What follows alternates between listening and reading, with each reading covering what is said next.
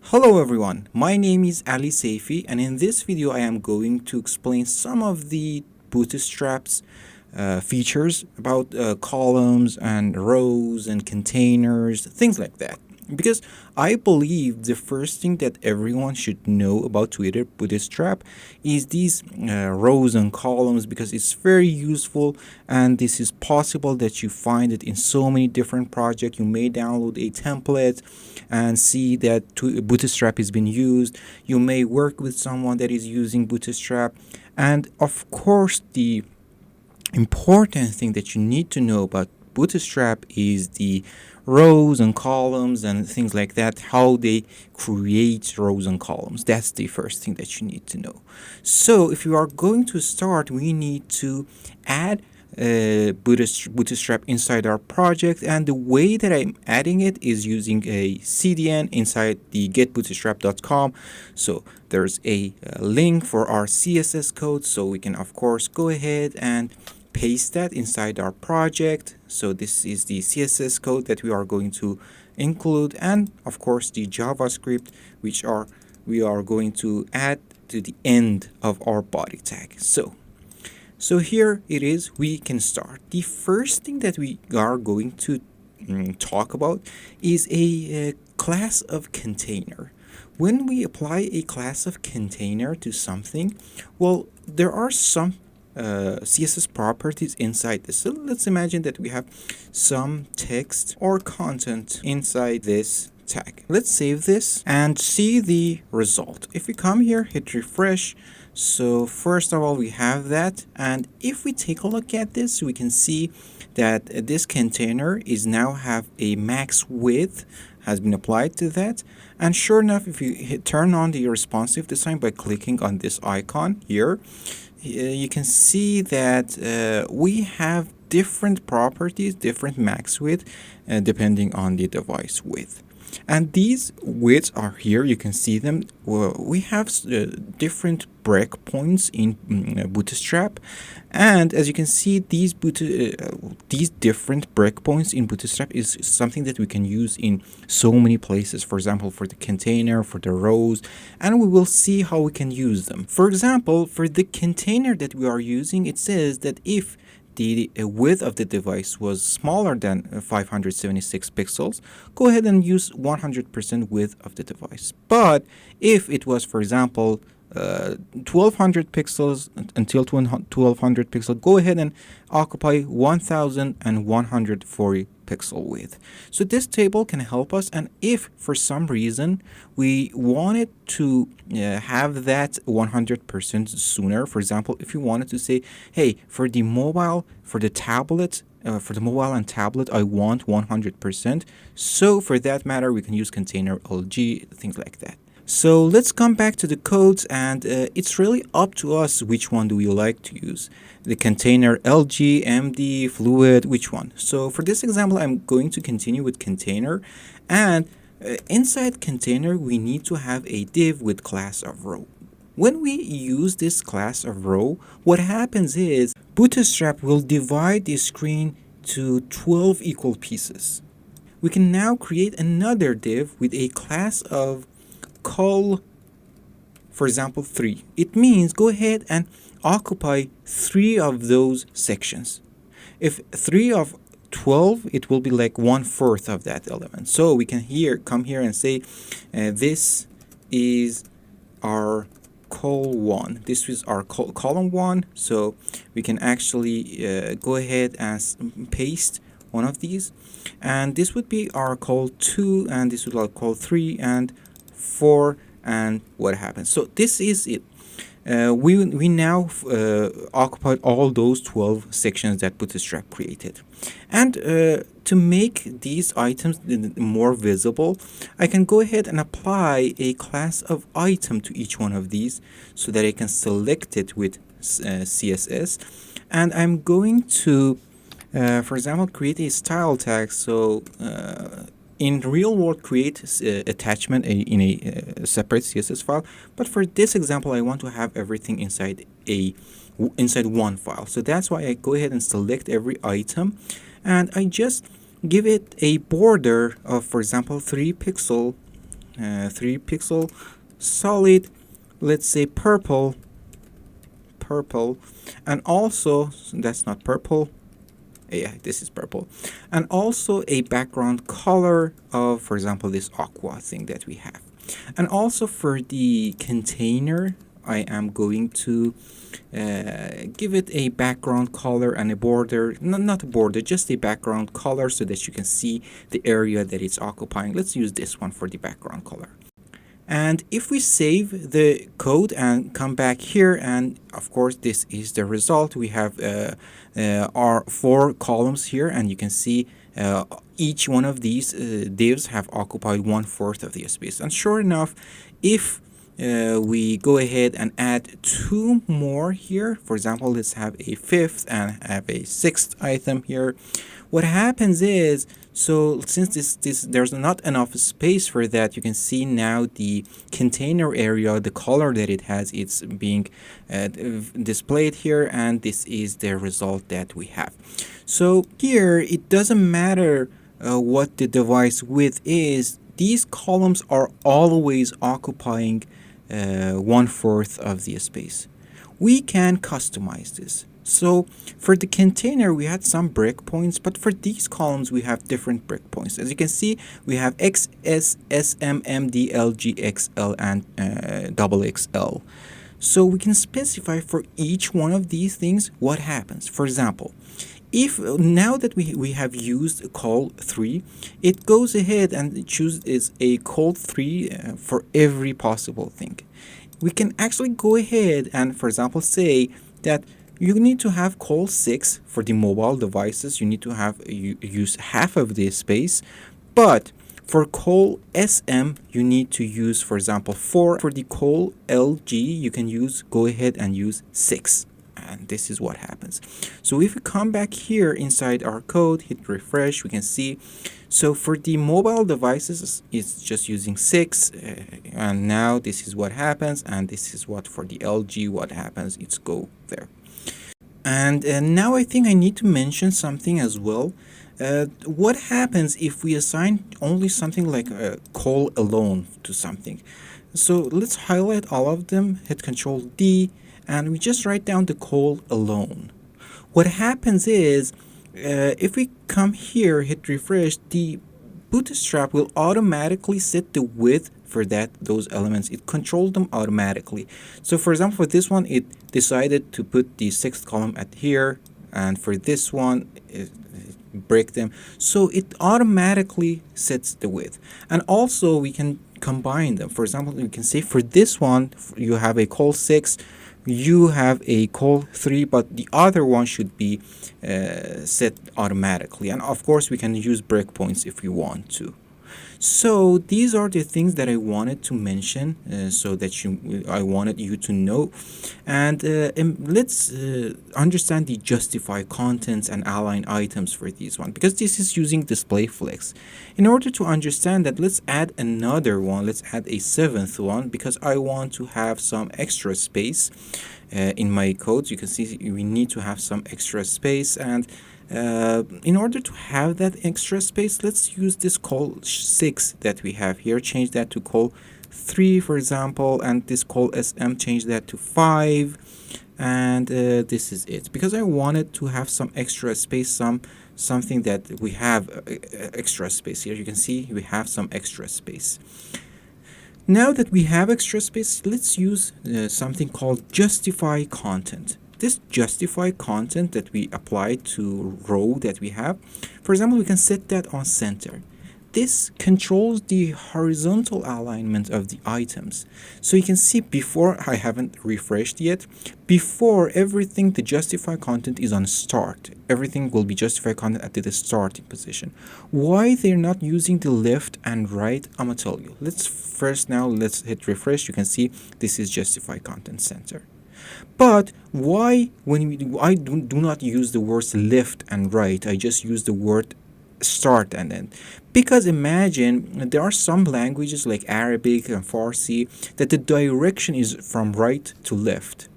For example, we can set the direction of this container, set the direction from the default direction is LTR, from left to right, L left to right. We can set that on RTL, right to left. When the direction is RTL, now, for example, let's set the justify content on start, which is the default value actually. The start is now right, not left. But if the direction would have been LTR, which is the default one, LTR, now the start is left. So that's why in Flexbox and things like that, we use the word start and end rather than using left and right, because the direction of the thing that we have has some effects to that. So we can say justify content start and justify content end. You can see that you can control the alignment here. And also there's something called justify content between. We can put the extra space, the extra generated space between the elements. And there's justify content we saw between, and we see evenly. There's also another thing, justify content evenly. It's evenly distributes that extra space. And sure enough, for the vertical alignment, let's imagine that this row has for example, has a min height. We apply a min height of, for example, 70 VH, which means go ahead and occupy 70% of the viewport height. Okay, if we come back here, hit refresh, you can see that the viewport height is now 70 VH, and this is what happens. For the default value of align items is on stretch. As you can see, it stretches everything so that they will go and occupy that 70% if they can. But we can control that. We can set the align items at start. So what happens is the align item is at start. They do not get the stretch. We can set that on center or end. You can see that the center, this is how center looks like, and this is how end looks like. So we can control the alignment both vertically and horizontally by the justify content for the horizontal and vertical, align items for the vertical. And also we can not use that on row. We can specify for each one of these individually. For example, for this one we can set the align self, so the default one is on stretch. For example, for this one you can set the align self to end, for example, for this one. If you come back here, hit refresh, for all of them is on stretch, but for the third one that we added, it just the align self is on end. We can use the word again, start or center, things like that for this. But for the horizontal, we do not have justify self. You may think that it would be justify self. No, it's not. We can control that with margins. See, we have MXO2, for example. Let's use, for example, MXO2 for this one. What happens is MXO2, it means go try to have margin as much as you can from both your left and right. So this MXO2 as much as you can from left and right. For this one, if we apply MXO2 to this one, to the 6th one, and you can see as much as you can from left and right. And also not X means both left and right. We have also the words S and end. Again, we are not using left and right, we are using the words start and end. If the MSO2, it applies from the start of it, so for this case is left, as much as it can, okay? And also we can set MSO2 for this one, MSO2 for this one. What happens is this one as much as you can.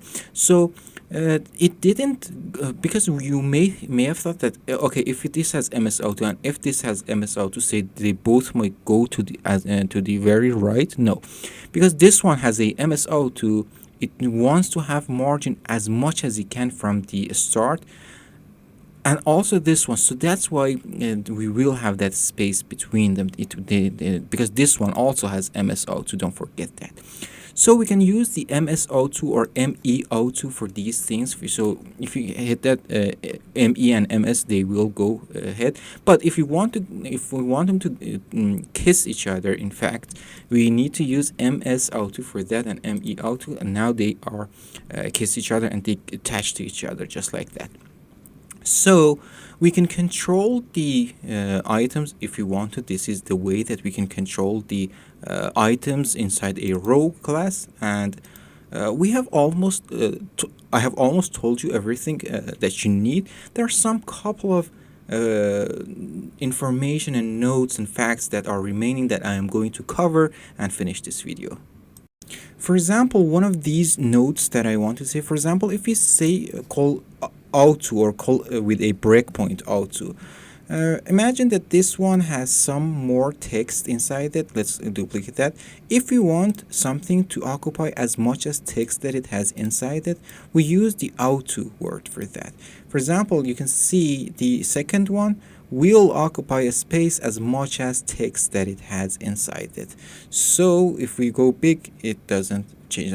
In fact, from the LG to the top, because we used a breakpoint, we can use the breakpoint on XS.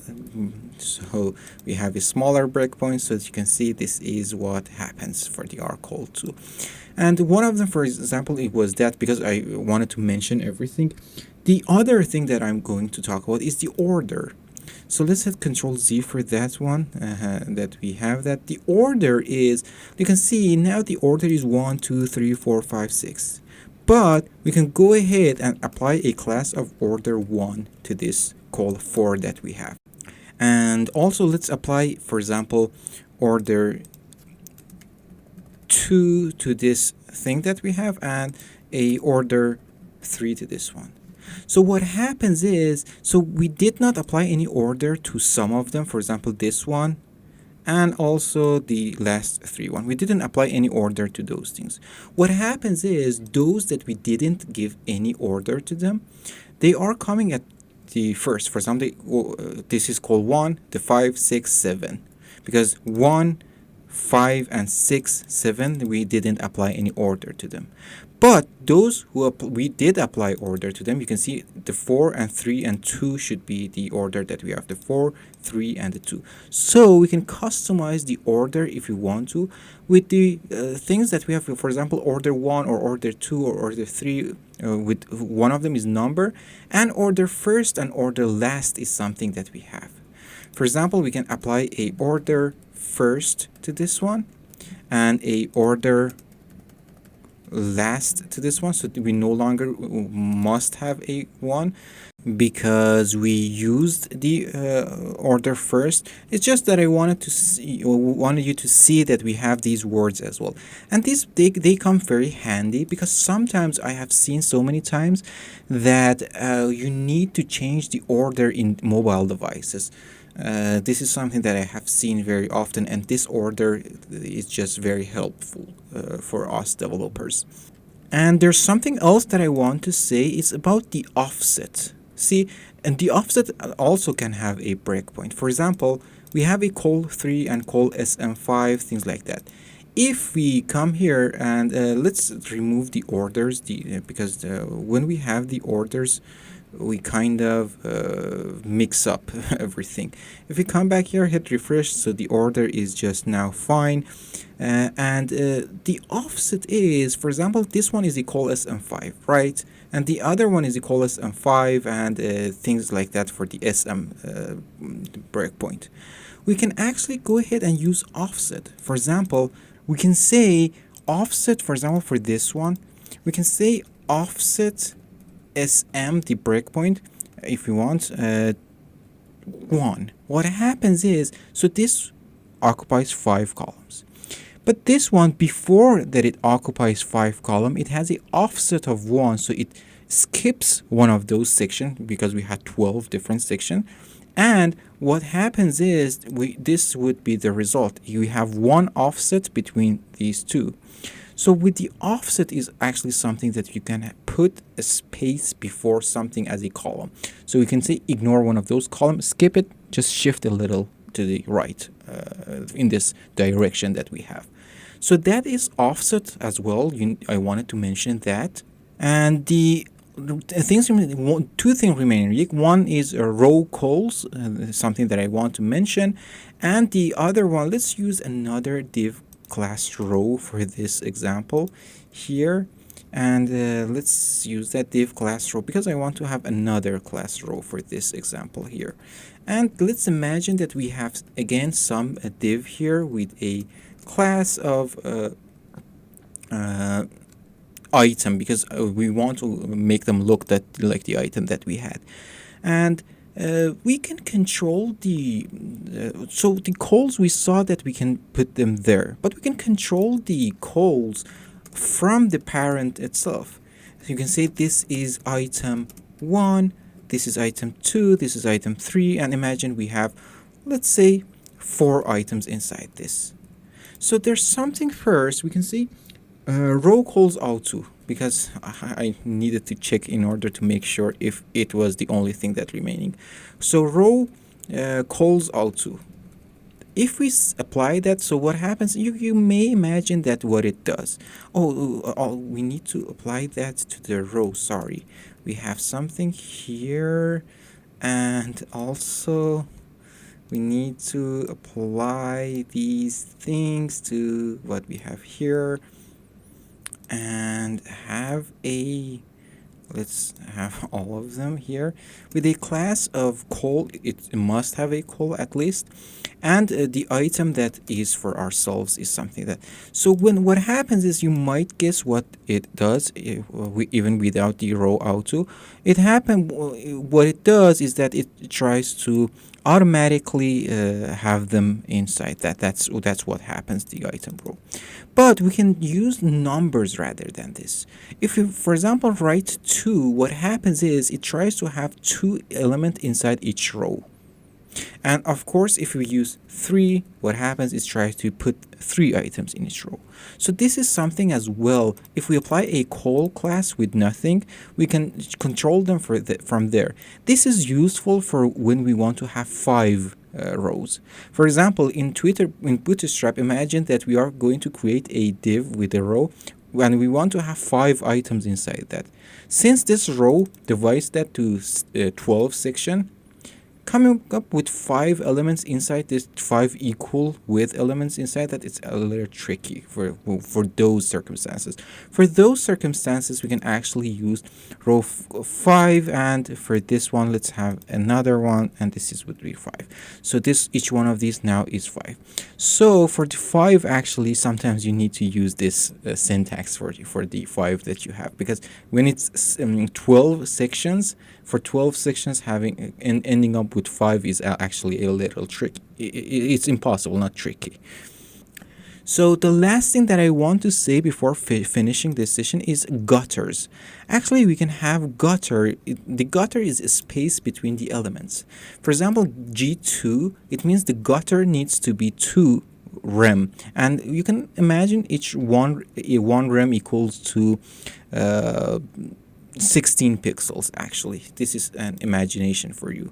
If you come here, we can say it has a gutter of if we come here, you can see it has a gutter of 0.5 rem, which is G2 is actually for 0.5 rem, and we can set the gutter, for example, to 5, and this is what happens. This is the gutter that it has. When we apply this gutter to the row that we have, and also let's come back here inside what we had here and apply this G4 here, and also we can use breakpoints for this. For example, say GLG2, GMD3. We can actually do that, and also we can use the words from example GX4. It means the gutter from the left and right that you have the thing that has, or GY. Let's use GY for the thing that we have here. So this is it. This is the gutter that we have. So I think I covered all those important stuff, everything almost. Yeah, everything. I don't think that there's anything left. I can even check the documentation to make sure. But we covered everything about these CSS rows and columns that you need to know. So as you can see, controlling because one problem that usually every developer has is that he wants to divide the screen to different sections and put items somewhere, create columns. This is something that happens in every project. So that's why this Bootstrap is great, because this Bootstrap is just making this for us very easy. We can control the items, the position, the location, the alignment very easily with some classes. So this is Bootstrap. It's great and everyone loves it. So this is it. That's enough for this video. Hope that I helped you, and hope that I can see you in next videos.